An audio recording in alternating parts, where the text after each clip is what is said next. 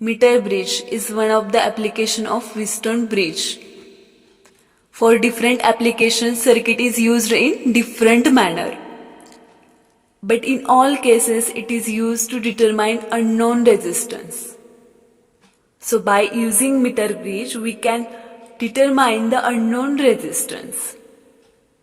पहले हम metre bridge के कंस्ट्रक्शन के बारे में जानते हैं. जो मीटर ब्रिज में वायर यूज की होती है वो 100 सेंटीमीटर की होती है, यानी कि 1 मीटर की होती है, इसीलिए इसको मीटर ब्रिज कहते हैं. यहाँ पर जो वायर होती है वो वुडन टेबल और जो मीटर स्केल है वुडन, उसको फिक्स की गई है.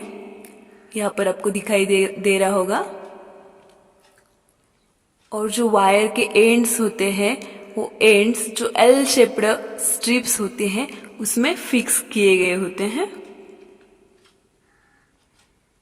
और जो सिंगल मेटल स्ट्रिप सी है वो जो 2 एल शेप्ड स्ट्रिप्स है उन दोनों को सेपरेट करते हैं by leaving 2 gaps, left gap and right gap.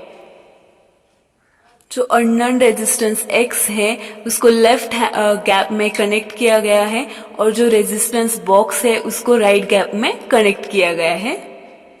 One terminal of the galvanometer is attached to the strip C and another terminal is used as a jockey J. You can contact the wire AB by using jockey J at different point. जब आप jockey को इस metre scale पर move कर रहे होते हैं तब किसी एक पॉइंट पर गैल्वेनोमीटर में नल डिफ्लेक्शन दिखाई देता है, उसे हम बैलेंस पॉइंट कहते हैं. बैलेंस पॉइंट पर गैल्वेनोमीटर में नल डिफ्लेक्शन होता है. द पॉइंट ए एंड जिस पॉइंट डी वहां पर जो गैल्वेनोमीटर नल डिफ्लेक्शन दिखाई देता है, इन दोनों के बीच का जो लेंथ है और जो दूरी है उसे हम Lx मानते हैं. और जो point B and the point D इनके बीच की जो लेंथ है और डिफरेंस है उसको हम Lr मानते हैं.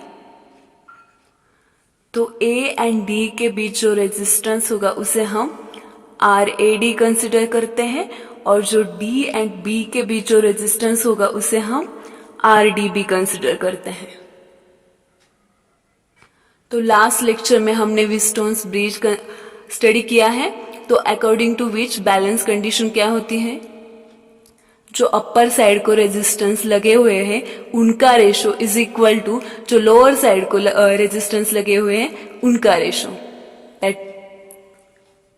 X upon R is equal to RAD upon RDB.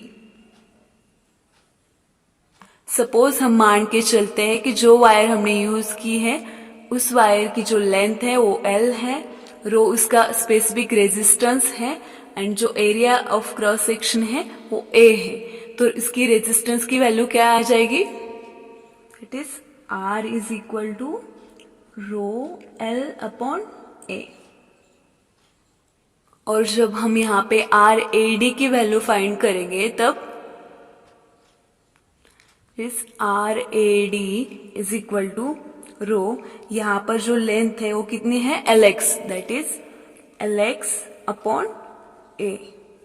Similarly for RDB is equal to rho, यहाँ पर जो लेंथ है इज Lr अपॉन A.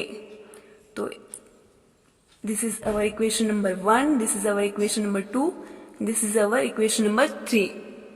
तो हम इक्वेशन नंबर 1 में इक्वेशन नंबर 2 और इक्वेशन नंबर 3 की वैल्यू पुट करते हैं.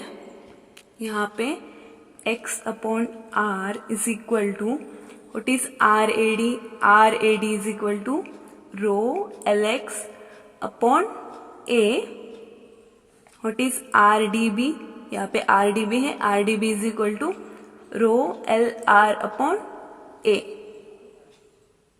तो यहाँ पर रो कॉमन है, कैंसिल हो जाएगा, और ए भी कॉमन है तो ए भी कैंसिल हो जाएगा. तो क्या बचेगा, x upon R is equal to Lx upon LR.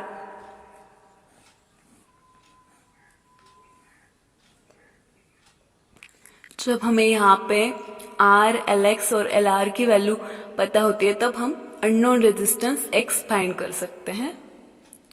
तो हमें पता है 1 मीटर स्केल है, 100 सेंटीमीटर स्केल है। जब LX 40 होगा तो ऑटोमेटिकली जब LR 60 सेंटीमीटर होगा। तो इस तरह से हम LX और LR की वैल्यू फाइंड कर सकते हैं। जो रेजिस्टेंस बॉक्स है उसे हम अपने चॉइस से रेजिस्टेंस सिलेक्ट कर सकते हैं, तो उसकी भी वैल्यू हमें पता होगी। तो इसके जरिए हम जो अननोन रेजिस्टेंस है X उसको फाइंड कर सकते हैं। So this is the condition for meter bridge X upon R is equal to LX upon LR।